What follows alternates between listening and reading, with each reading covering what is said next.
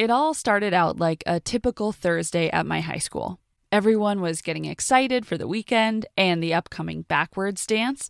The backwards dance was something that my school does every year. The girls asked the boys to the dance instead of the boys asking the girls. There was usually some big proposals when girls would get down on one knee and ask their boyfriend to the dance with them.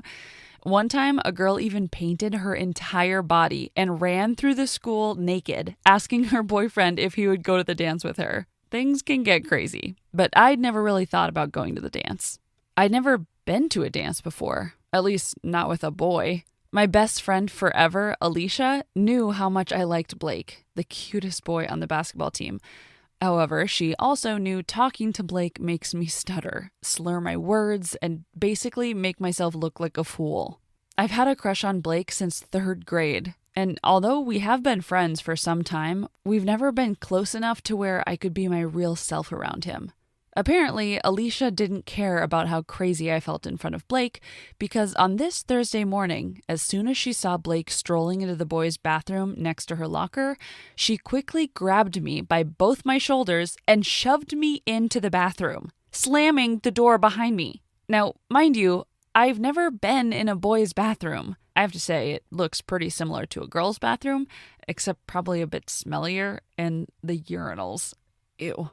At first, I was super confused as to why she would so forcefully put me in the bathroom. What was this horrible prank she was playing on me? I did not want to get in trouble if I was caught in the boys' bathroom. I tried to push the door open, but Alicia was standing in front of it. From the outside of the door, I heard her say, "You'll thank me for this later." I didn't think I would. And now I was afraid to turn around. I didn't know what Blake was doing, but there was a whole row of urinals behind me.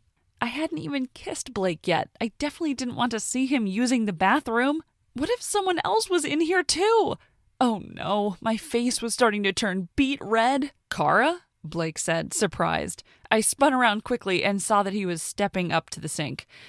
I let go of the door handle and gave him the weirdest, hopefully cute, smile I could muster. Hi, Blake," I said, wiping my sweaty palms on my jeans. "What are you doing here?" He pointed to the sink and turned on the water. "I had to take a leak. The question is, what are you doing here?" he asked, looking at me through the mirror above the sink. Man, he was hot. I pushed the door once more to see if Alicia was still there. The door wouldn't budge, and I heard a quick "nope" from the other side. Dang it. She's trapped me in the bathroom with a hot boy. I stepped away from the door and walked closer to Blake. "Alicia locked me in here." "Why?" he asked, looking at the door, then back at me. "She wants me to ask you something." My hands were trembling. I needed something to play with, but all I could see were dirty paper towels, so I stuck my hands in my pockets and went on. "I was hoping that maybe you would go to the dance with me," I asked, but it probably didn't sound as cool in real life as it does here. He turned off the water in the sink and stared at me. At this point, I could look anywhere but at his face. If he said no, I would be devastated. Not only because of the rejection, but because I know he would go tell everyone I stalked him in the boys' bathroom. All of a sudden, a huge smile spread across his face.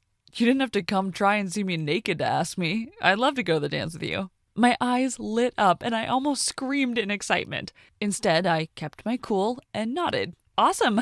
I can't wait. My dress is blue, so see you Saturday," he said as he walked toward the bathroom door. He tried to push it open, but Alicia was still there. "Stop being annoying and ask him, Kara!" she shouted from the other side. "It's Blake." I said yes. The door swung open and Alicia ran inside to give me a hug. "Now, when you guys get married, promise you won't have your ceremony in the bathroom," she exclaimed. I blushed just as the first bell rang. Once more, Alicia shoved me into Blake and we gave each other a big hug.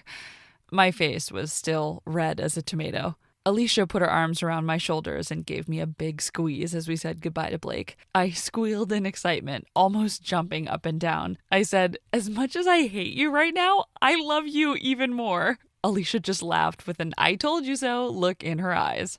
The rest of the day went by without a hitch. Alicia and I were laughing in first period, thinking of places to go for dinner before the dance, and people to hang out with afterward. I was hoping since Blake was on the basketball team that he would know of some awesome parties we could go to after the dance. Alicia had a boyfriend, Thomas, who she'd been dating for over a year. He was going to pick us up in his car, and we figured we could just meet Blake at the restaurant. Everything changed around lunch. When lunchtime came around, all I heard whispered throughout the halls was how super dorky Kara asked out Blake. And he said yes, since he felt really awkward because Kara was watching him pee. Obviously, I'm Kara, and this isn't how it happened. You can't convince a bunch of teenagers anything different, though. Everyone was staring at me as I walked to lunch.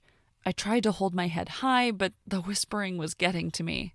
As soon as I saw Blake in the lunchroom, I went right up to him and said, "What's this I hear about you getting asked out by a dorky Kara in the bathroom?" I crossed my arms. I hope I looked intimidating, but probably not. After all, I'm only 5 feet tall. Blake was 6'1" and towered over me.